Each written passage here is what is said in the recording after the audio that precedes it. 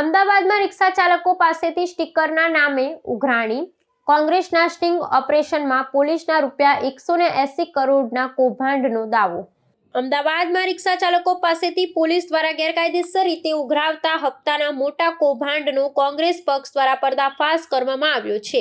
શહેર કોંગ્રેસ દ્વારા હાથ ધરાયેલા એક સ્ટિંગ ઓપરેશનમાં બહાર આવ્યું છે કે ટ્રાફિક અને સ્થાનિક પોલીસ દ્વારા શટલ રિક્ષા ચલાવવા માટે એક ખાસ પ્રકારનું સ્ટીકર લગાવી આપવામાં આવે છે, જેના બદલામાં દરેક રિક્ષા ચાલક પાસેથી દર મહિને ₹1000 વસૂલવામાં આવે છે।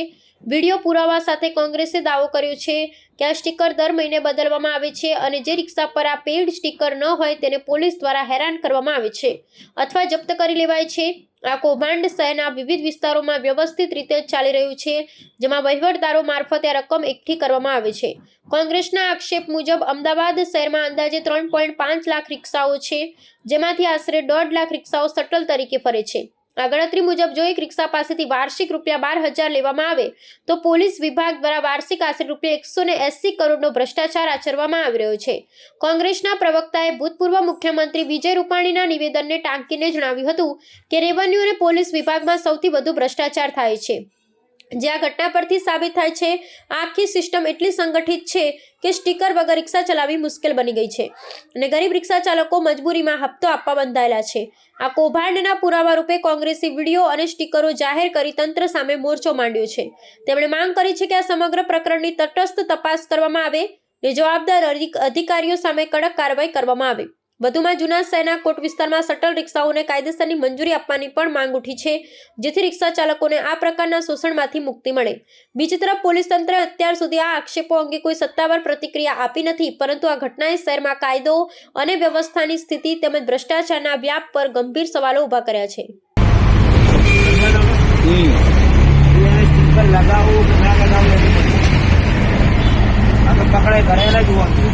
એમની પણ ધારો કે સ્ટીકર લાગેલું ના હોય તો પોલીસ વાળા ચેક કરે છે, વાત કરે છે, પોઈન્ટ વાળા ના પકડે। હે પોઈન્ટ વાળા હોય સ્ટીકર હોય તો ના પકડે, પોઈન્ટ વાળા સ્ટીકર હોય તો ના પકડે।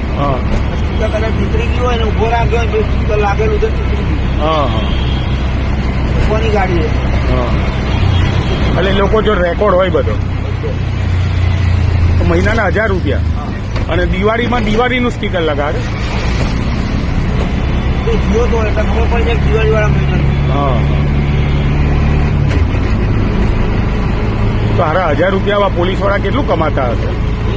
એક રિક્ષાના 1000 બરાબર, મહિને એક રિક્ષાના વર્ષે 12,000 થયા, એ 7.5 લાખ રિક્ષા છે।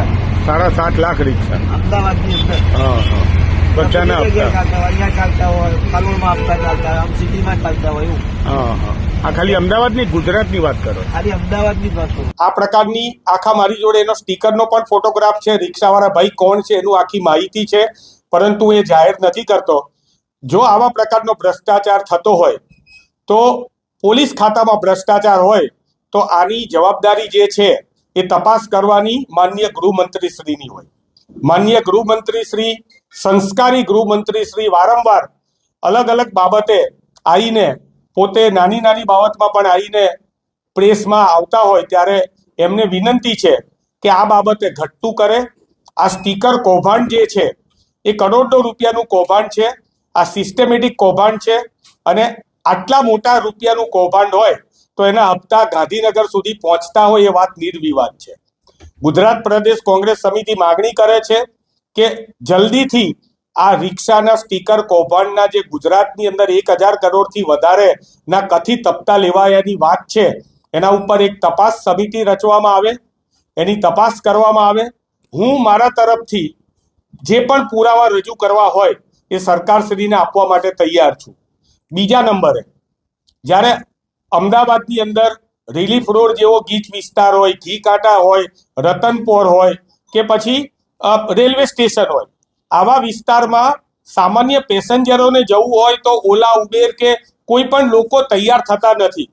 ત્યાં માત્ર આ શટલ રિક્ષા એટલે કે શેરિંગ પેસેન્જર વાળી રિક્ષાઓ જે છે એનેથી જ આખું આવાગમનનું અર્થતંત્ર ચાલતું હોય ત્યારે સરકારને અમે એ પણ અનુરોધ કરીએ છીએ કે કાયદેસરની મર્યાદાની અંદર જેટલા શટલમાં બેસાડી શકાય એટલા શટલ રિક્ષાને પણ આવી જગ્યાઓમાં મંજૂરી આપવી જોઈએ શેરિંગ ટેક્સી તરીકે, જેથી કરીને પેટ્રોલ પણ બચે અને જે ટ્રાન્સપોર્ટેશન જે છે એમાં જે આવવા જવાવાળા લોકો છે એના રૂપિયા પણ બચે. તો આવા લોકોને જો કાયદેસર મંજૂરી આપી દેવામાં આવશે તો મને લાગે છે કે આવા કરોડો રૂપિયાના ભ્રષ્ટાચારી સ્ટીકર કાંડ છે એ અટકશે. એટલે આ મુખ્ય 3 માગણીઓ અમે સરકાર સમક્ષ રજૂ કરીએ છીએ. ધન્યવાદ.